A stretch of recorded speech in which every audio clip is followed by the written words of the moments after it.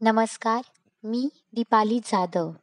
ज्ञानसागर या आपल्या यूट्यूब चॅनलवर तुम्हा सर्वांचे पुन्हा एकदा खूप खूप स्वागत. प्रत्येक इयत्तेमधील भूगोल विषय आपण वस्तुनिष्ठ स्वरूपात अभ्यासत आहोत. चला तर मग सुरुवात करूयात. इयत्ता 10वी, विषय भूगोल, पाठ क्रमांक 6, लोकसंख्या. कोणत्याही देशाची लोकसंख्या ही त्या देशासाठी महत्त्वाचे साधन असते. देशाच्या आर्थिक, सामाजिक प्रगतीसाठी लोकसंख्या व तिची गुणवत्ता हे महत्त्वाचे घटक आहेत.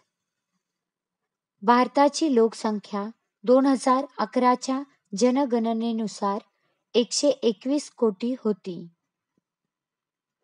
लोकसंख्येच्या बाबतीत भारताचा जगात दुसरा क्रमांक लागतो.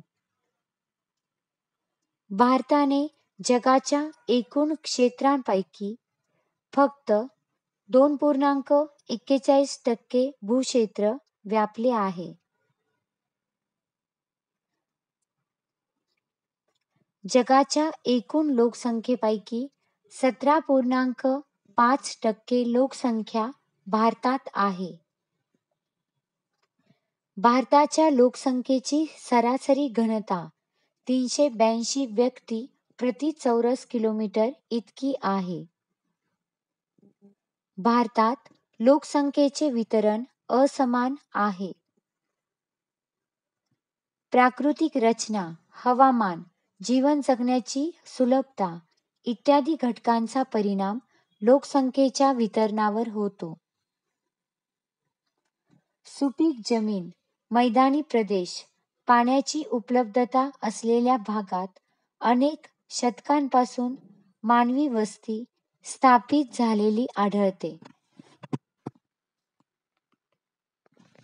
शेती व उद्योगधंदे इत्यादींमुळे काही भागांमध्ये लोकसंख्येचे केंद्रीकरण झाले आहे.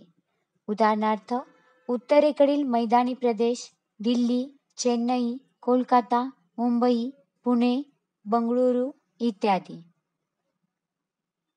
पर्वतीय डोंगराळ शुष्क वाळवंटी प्रदेश तसेच घनदाट वनक्षेत्र जेथे सुविधांचा अभाव असतो अशा ठिकाणी लोकसंख्येचे वितरण विरळ प्रमाणात आढळते.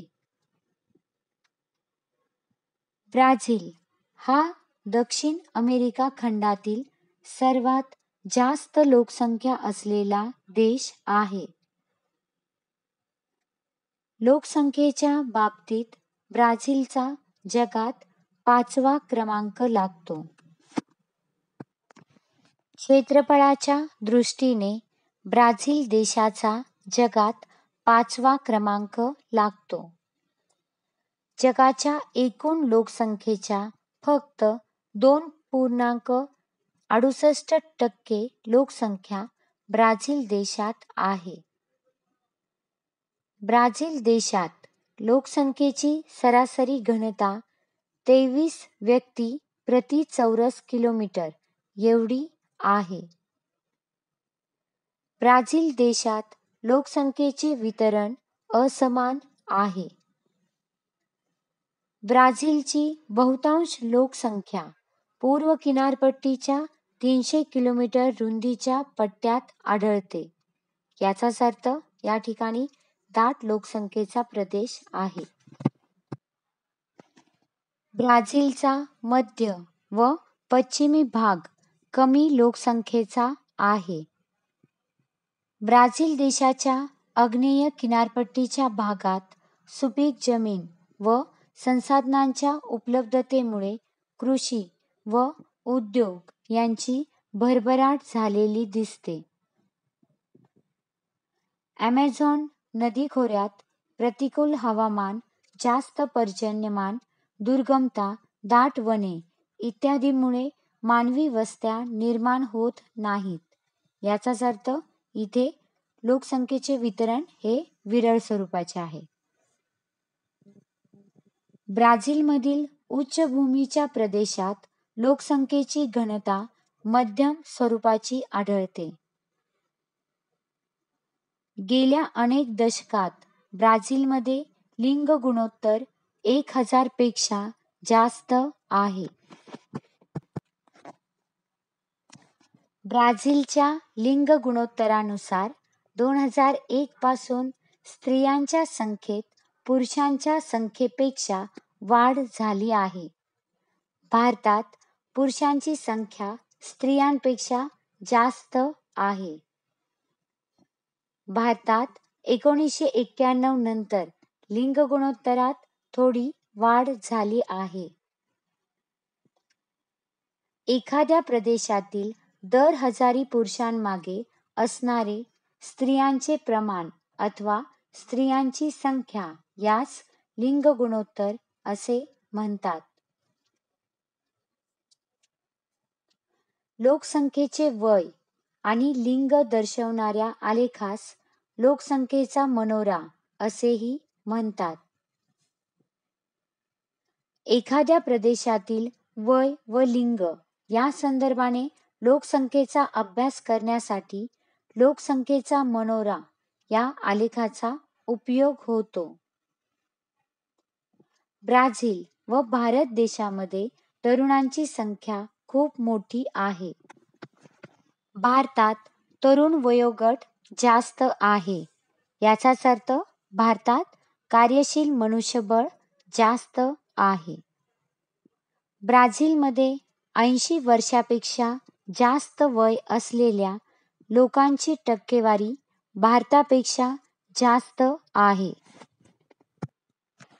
ब्राझीलमध्ये लोकसंख्या वाढीचे प्रमाण कमी झालेले आहे. भारतातील लोकसंख्या वाढीचा दर 1971 पर्यंत जास्त होता. त्यानंतर दर स्थिरावला. भारतात लोकसंख्या वाढीचा दर कमी होत आहे, परंतु लोकसंख्या वाढ होतच आहे. ब्राझील देशाच्या लोकसंख्या वाढीचा दर कमी होत असून लोकसंख्या वाढण्याची शक्यता कमी आहे. एखाद्या प्रदेशात जन्माला आलेली व्यक्ती सरासरी किती वर्ष जगू शकते यास सरासरी आयुर्मान असे म्हणतात.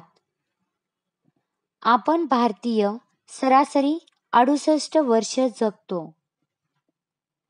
ब्राझील देशातील लोक सरासरी 75 वर्ष जगतात. देशाच्या सरासरी आयुर्मानात झालेली वाढ ही समाजाच्या प्रगतीचे एक महत्त्वाचे लक्षण आहे. आरोग्यविषयक सुविधा वाढल्या, वैद्यकीय क्षेत्रात प्रगती व जीवनसत्वयुक्त मुबलक आहार मिळू लागला की आयुर्मान वाढू लागते. संपूर्ण व्हिडिओ पाहिल्याबद्दल तुम्हा सर्वांचे मनापासून आभार. व्हिडिओ आवडला असल्यास लाईक करा, शेअर करा आणि असेच नवनवीन व्हिडिओ पाहण्यासाठी सबस्क्राईब नक्की करा.